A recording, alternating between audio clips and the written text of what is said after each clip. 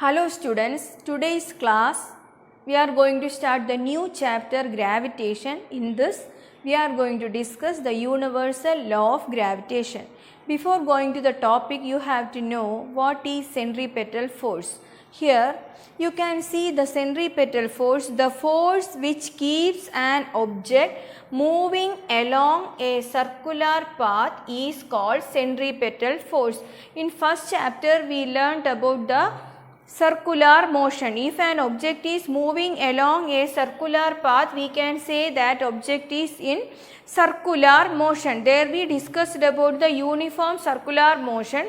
If an object is in circular motion, that time there we discussed uniform circular motion. I told you there the object is moving with constant speed but its direction is changing. Here also you can see one object is moving along a circular path. If an object is moving, there must be a force. That force is the reason of that motion of that object. So here you can call that force as centripetal force.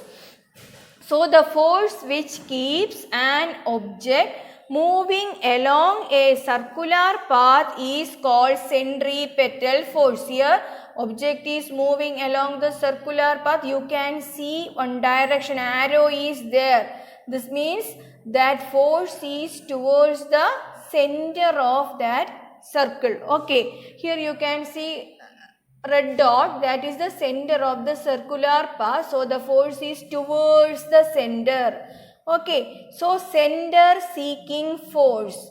That's why we can call this force as centripetal force. This object is moving here, speed is constant but the direction is changing. You know about the circular motion. Direction is changing means velocity is changing. There must be acceleration. We can call that acceleration as centripetal acceleration. Okay children, you know if an object is in circular path, here you can see that is at this point. Then here you can see blue color one arrow also there, that gives us the direction of motion. Listen children, if the centripetal force is not there, what will happen? Here you can see in the absence of centripetal force, the object moves along a straight line called tangent. Here you can see object is moving along a circular path and the direction of the force is given here and the direction of motion also given. Here you can see this is a circle and you can see a straight line that is meeting that circle at one and only one point. We can call the straight line as tangent. If the centripetal force is not there, what will happen to the object? The object will fly off along this tangent. Okay, so that tangent means that is the straight line meeting that circle at only one point there. If the centripetal force is removed, what will happen? The object will move along the tangent. That means here this force is the controlling force. Which force? Centripetal force is controlling the motion of that object in that circular path. Listen children, last year you have learnt about two types of forces, force of gravity and gravitational force. You know the difference.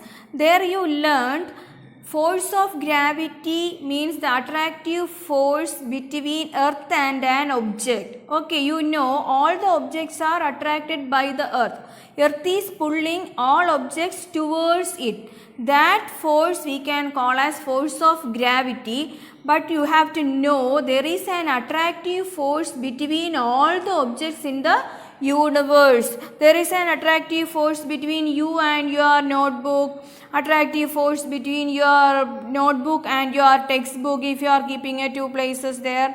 So like that we can say all the objects in the universe attract each other. This force of attraction between objects is called gravitational force. Universal law of gravitation. The force of attraction between any two objects in the universe is directly proportional to the product of their masses and inversely proportional to the square of the distance between them. By using this law of gravitation, we can find the force of attraction between two objects in the universe. We can measure the force with the help of this universal law of gravitation. Now, by using this universal law of gravitation, we have to derive an equation for gravitational force. Here you can see two objects. First one having mass m1 and the second one having mass m2. Here you can see, you can take r as the distance between these two masses. If you are denoting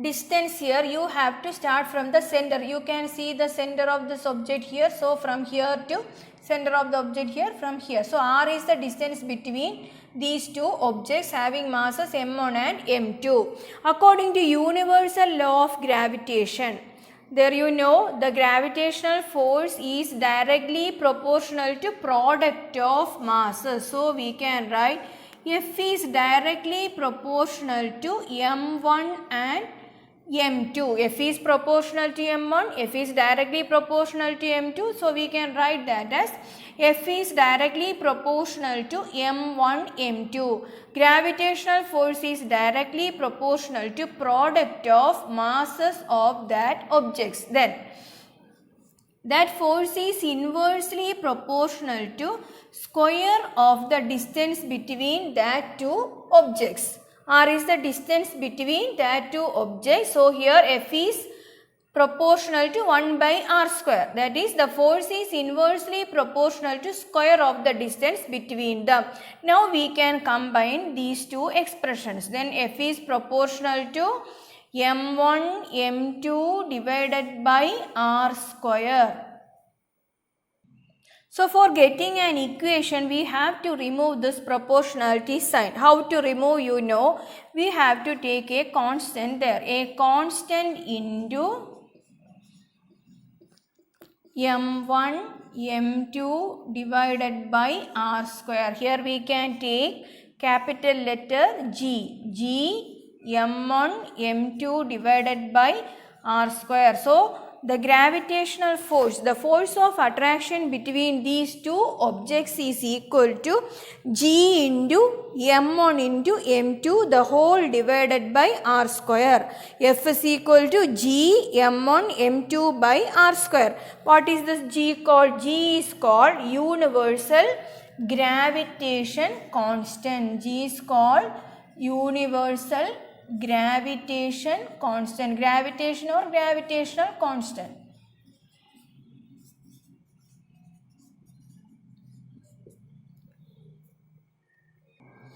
Now, here we have to write an equation for universal gravitation constant. We have the equation from universal law of gravitation. F is equal to G m1 m2 by r square. In this, you know, m1 is the mass of the first object, m2 is the mass of the second object, r is the distance between that two objects, and G is the universal gravitation constant. Here you can see from this equation we can write G is equal to F into r square divided by m1 m2. Then how to write unit for this gravitation constant? For some constants no units there, but here we can write the unit for this universal gravitation constant. How to write? From this equation we can get the unit. You know, children, the unit of force is Newton. What is the unit of distance? Meter. So, Newton meter square divided by m1 kilogram. Kilogram into kilogram. So, unit of gravitation constant, Newton meter square divided by kilogram into kilogram. This we can write as Newton meter square divided by kilogram square. Newton meter square kilogram raised to minus 2. This is the unit of universal gravitation constant. Then you have to write the value of this gravitation constant. G is equal to 6.673 into 10 raised to minus 11 Newton meter square kilogram raised to minus 2. This is accepted by the whole universe. That's why we can call this constant as universal gravitation constant. Here we discuss the law of gravitation. The law of gravitation is applicable for all the objects in the universe. So we can call that as universal law of gravitation. Importance of universal law of gravitation. Here you can see the motion of the planets around the sun. That is due to this gravitational pull of sun on that planets. Here motion of moon around the earth.